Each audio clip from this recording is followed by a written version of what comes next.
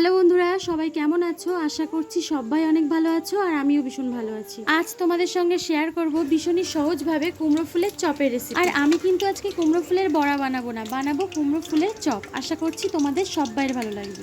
তোমরা অনেকেই হয়তো খুব ভালোভাবে কুমড়ো ফুলের চপ বানাতে পারো, কিন্তু আমি যেভাবে বানাই সেটাই তোমাদের সঙ্গে আজকে শেয়ার করব। ভীষণই সহজ রেসিপি আর খুবই কম সময়ের মধ্যে তোমরা কিন্তু ঝটপট এই রেসিপিটা বানিয়ে ফেলতে পারবে। তাহলে চলো আর দেরি না করে রেসিপিটা শুরু করা যাক। আর এই কুমড়ো ফুলগুলো না আমরা সকালবেলা গাছ থেকে তুলেছিলাম, কি সুন্দর লাগছে দেখো। আর বেলা হতে হতে না ফুলগুলো অনেকটাই নেতিয়ে পড়ে। আর দেখতে পাচ্ছ আমি ফুল তুলেছিলাম সকালে, আর চপ করতে করতে প্রায় 10টা-11টা বেজে গেছিলো। তার মধ্যে ফুলগুলোর অবস্থা দেখো। এখন আমি এই ডাঁটিটা থেকে ফুলগুলোকে কেটে নিচ্ছি, কেটে নিয়ে তারপর ফুলগুলোকে আমি পরিষ্কার করে নেব।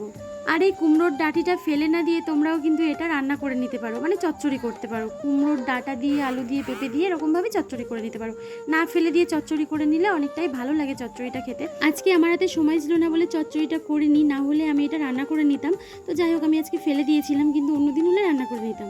এখন আমি ফুলটাকে পরিষ্কার করে নেব। প্রথমে ফুলের পিছন দিকটা কেটে নিয়েছি, তারপর ফুলের সাইড দিয়ে কেটে খুব ভালো করে ভিতরের অংশটাকে পরিষ্কার করে নিচ্ছি। ফুলের ভিতরটা কিন্তু খুব ভালো করে পরিষ্কার করতে হবে। তোমরা দেখে নেবে এর ভিতরে পোকা টোকা আছে কিনা। অনেক সময় না ফুলের মধ্যে না পোকা থাকে।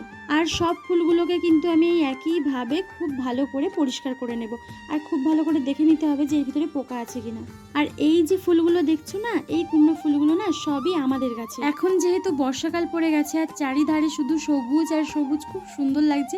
আর ফুলগুলো তো গাছে সকালে এত সুন্দরভাবে ফুটেছিল, তুলতে ইচ্ছে করছিল না। আর এই কুমড়ো ফুলের চপ না খেতে আমার ভীষণ ভালো লাগে। আমাদের বাড়িতে বাবা আর ভাই খুব একটা পছন্দ করতো না, কিন্তু আজকে আমি যেভাবে বানিয়েছি, এইভাবে বানিয়ে দেওয়ার পর আমার বাবার আর ভাইয়ের তো খুবই ভালো লেগেছে।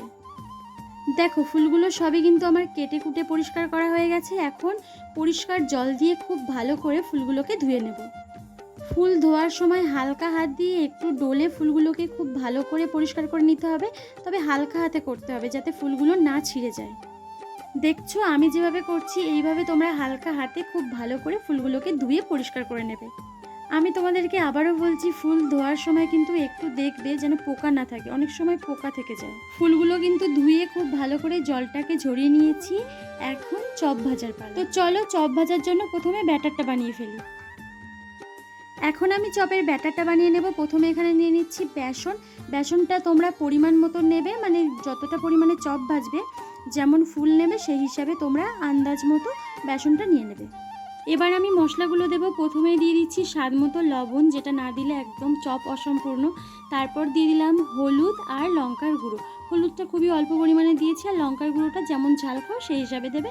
তারপরে দিয়েছি জিরের গুঁড়ো আর দিয়েছি সামান্য পরিমাণে কালো জিরে। এবার শুকনো উপকরণগুলোকে খুব ভালো করে মিশিয়ে নিতে হবে। আর তোমরা তো দেখতেই পাচ্ছ আমি কিন্তু খুব ভালো করে চামচ দিয়ে নেড়ে চেড়ে শুকনো উপকরণগুলোকে মিশিয়ে নিয়েছি।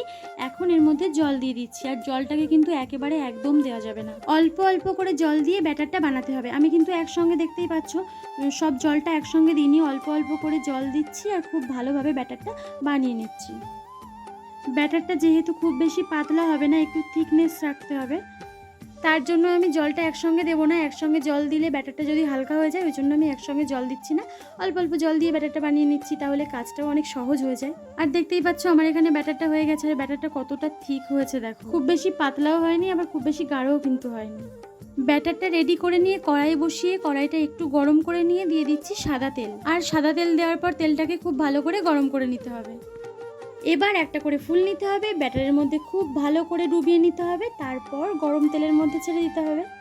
তেল কিন্তু আমি খুব ভালো করে গরম করে নিয়েছি প্রথমে, তারপর মিডিয়াম টু লো ফ্লেমে দিয়ে চপগুলোকে ভাজছি। তেলে দিয়ে এক পিঠ হয়ে গেলে উল্টে দিয়ে ভেজে নিতে হবে। আর তোমরা তো এটা দেখতেই পাচ্ছ আমি একসঙ্গে কিন্তু অনেকগুলো ফুল দিইনি, দুটো ফুল দিয়ে আমি খুব ভালো করে ভেজে নিচ্ছি। যেহেতু আমি তেলটা এখানে খুব বেশি তেল দিইনি, আর একটু ডুবো তেলে ভাজলে চপগুলো খুব বেশি ভালো লাগবে খেতে। আর এখন না তোমাদের সঙ্গে আমি রেগুলার ভিডিও দিতে পারছি না, তার অনেক কারণ আছে। প্রথমত কারণ হচ্ছে আমার ফোনের অবস্থা ভীষণ খারাপ, মানে ফোনটা আমার খারাপ হয়ে গেছে, এই হচ্ছে প্রথম কারণ। আরও সময়ের জন্য তো দিতেই পারছি না, অনেক রকম প্রবলেম হচ্ছে। তো তোমরা প্লিজ আমার ভিডিওগুলো দেখো, আর তোমাদের কেমন লাগছে অবশ্যই কিন্তু জানিও। আর চপটা কিন্তু আমার ভাজা হয়ে গেছে, দেখতেই পাচ্ছ কতটা সুন্দর হয়েছে। আমি কিন্তু লাল লাল করে ভেজে নিয়েছি। আর তোমরা এইভাবে বাড়িতে ট্রাই করলে অবশ্যই আমাকে জানাবে। আর তোমাদের কোনো রিকোয়েস্টের রেসিপি থাকলে অবশ্যই আমাকে জানিও, তাহলে আমি চেষ্টা করব সেই রেসিপিটা তোমাদের সঙ্গে শেয়ার করার।